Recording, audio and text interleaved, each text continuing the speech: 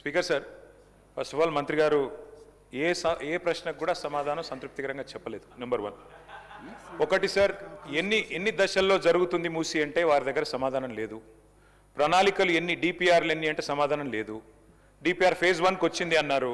నిన్నగాక మొన్న నరసింహారెడ్డి గారు ఈ ప్రాజెక్ట్ ఎండి సార్ తాజ్ కృష్ణాలో ప్రజెంటేషన్ ఇచ్చారు. మంత్రి గారు బహుశా లేరనుకుంటాను అక్కడ.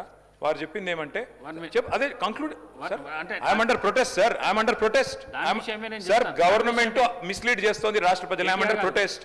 ఎండి గారు ఎండి గారు డిపిఆర్ లేదంటారు, మంత్రి గారు డిపిఆర్ వచ్చిందంటారు, అయిపోయింది, ఐఎమ్ అండర్ ప్రొటెస్ట్. ఎండి గారు డిపిఆర్ లేదు అని మొన్న చెప్పారు మార్చి 13 నాడు. ఇప్పుడు మంత్రి గారు డిపిఆర్ ఉందంటున్నారు. నెంబర్ 1.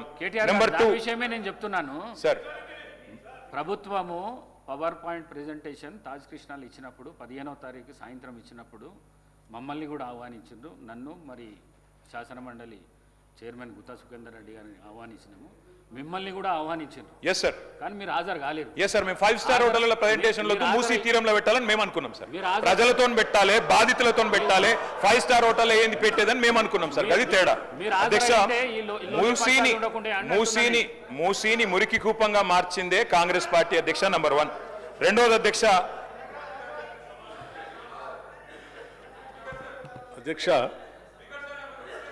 మూసీ ప్రక్షాళన, మూసీ రిజర్వేషన్ అనేది దశాబ్దాల కాలం పైబడి రాష్ట్రంలో చర్చించుకుంది. మూసీ నదీ పరివాహ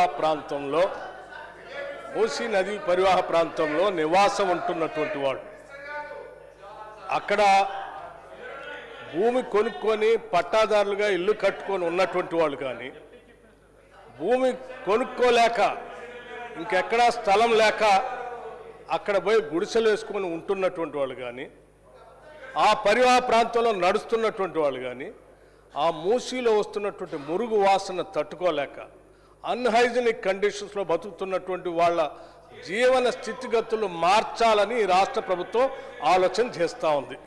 నేను వారిని సూటిగా అడుగుతా ఉన్నాను, మూసీ ప్రక్షాళన చేయటానికి మీరు వ్యతిరేకిస్తున్నారా?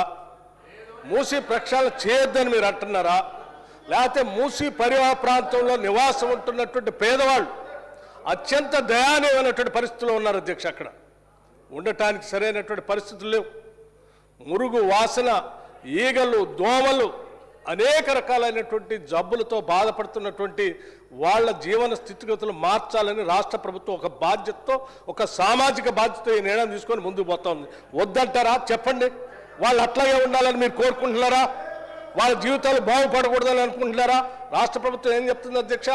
ఆ పరివాహ ప్రాంతంలో ఉన్నటువంటి పేదవాళ్ళు గుడిసెలు ఏమైనా పోతా ఉంటే, ఎంతమంది గుడిసెలు పోతా ఉన్నాయో అంతమందికి లెక్కగట్టి వాళ్ళకి పట్టా ఉన్నా లేకపోయినా అదే పరివాహ ప్రాంతంలో వాళ్ళకి అపార్ట్మెంట్స్ కట్టి అక్కడ ఆ అభివృద్ధిలో వాళ్ళ భాగస్వాములు చేస్తామని రాష్ట్ర ప్రభుత్వం ఘంటాపథంగా రాష్ట్ర ముఖ్యమంత్రి అనేక సందర్భాల్లో చెప్తే కూడా ఇంకా పేదవాళ్ళ నిస్సహాయతని అడ్డంగా పెట్టుకుని ఈ రాష్ట్ర ప్రభుత్వం మార్పుకి నాంది పలుకుతూ నగరానికి మణిహారంగా మార్చాలని మూసీ నదిని తయారు చేస్తూ ఉంటే ప్రతి దానికి అడ్డుపడి పేదల జీవితాల్లో మార్పు రావద్దు, వాళ్ళ జీవన స్థితిగతులు మార్చొద్దు. రాష్ట్ర ప్రభుత్వం ఇంకొక అడుగు కూడా ముందుకు వేసింది అధ్యక్ష. కేవలం వాళ్ళకి శుభ్రం చేసి ఇల్లు ఇవ్వటం కాదు, అక్కడ నివాసం ఉంటున్నటువంటి పేదవాళ్ళ కుటుంబాల్లో ఉన్నటువంటి మహిళలందరికీ వడ్డీ లేని రుణాలు ఇచ్చి వాళ్ళని వ్యాపారస్తులుగా మార్చాలని ఆలోచన చేస్తారు. అక్కడ నివాసం ఉంటున్నటువంటి పేదవాళ్ళ కుటుంబాల్లో ఉన్నటువంటి పిల్లలందరికీ young India integrated residential school అని చెప్పి ఇంటర్నేషనల్ స్టాండర్డ్స్లో వాళ్ళ పిల్లలు చదువుకోవడానికి కావాల్సినటువంటి పాఠశాలలు పెట్టి నిర్మాణం చేసి ముందు మొత్తం. అది ఇవేమొద్దు, వాళ్ళు అట్లాగే ఉండాలి, అదే మురికి కుప్పలో ఉండాలి, అదే వాళ్ళ అనారోగ్యంలో బతకాలి. ఈ హైదరాబాద్కి మంచి నీళ్ళతో ప్రవాహం ఉండేటువంటి మూసీ నది రావద్దనేది వీళ్ళ కోరిక అధ్యక్ష.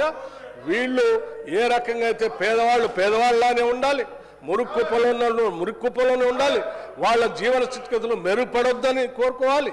ఇవన్నీ కోరుకునేటువంటి వాళ్ళు మీరు ఈ రకంగా మూసీ ప్రక్షాళన అడ్డుపడతా ఉన్నారు. ఇది కరెక్ట్ కాదు అధ్యక్ష. ఇది ఒక మహాయజ్ఞం.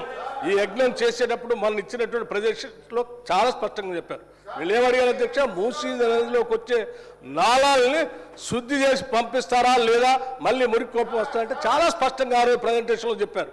మూసీ నదిలోకి వచ్చే ప్రతి నాళాకి ఎస్టీపీలు పెట్టి వాటన్నిటిని శుద్ధి చేసిన తర్వాతనే ఆ నీళ్లను మూసీ నదిలో వదులుతామని చెప్పి ప్రజెంటేషన్లో చాలా స్పష్టంగా ఆ రోజు వివరించడం జరిగింది.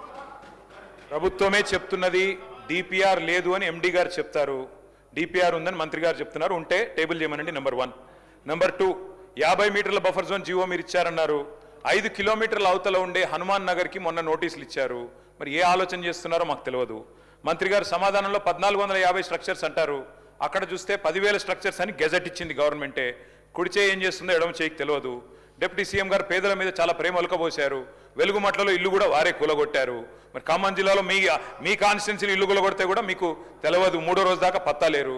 అధ్యక్ష, ఇంకొక మాట అధ్యక్ష, చాలా చెప్పారు ఇలా మంత్రి గారు. మాకు విచిత్రంగా అనిపిస్తుంది. మాకు అర్థమైంది ఏమంటే ప్రభుత్వం దగ్గర పైసలు లేవు, ప్రణాళిక లేవు. ఏడీబీ లోన్ ఇవ్వలేదు, ప్రణాళిక లేదు. కేవలం 1,50,000 కోట్ల దోపిడీకి మేము వ్యతిరేకం తప్ప మూసీకి వ్యతిరేకం కాదు. ఈ ప్రభుత్వ వైఖరికి నిరసనగా మేము వాకౌట్ చేస్తా ఉన్నాం అధ్యక్ష. Question number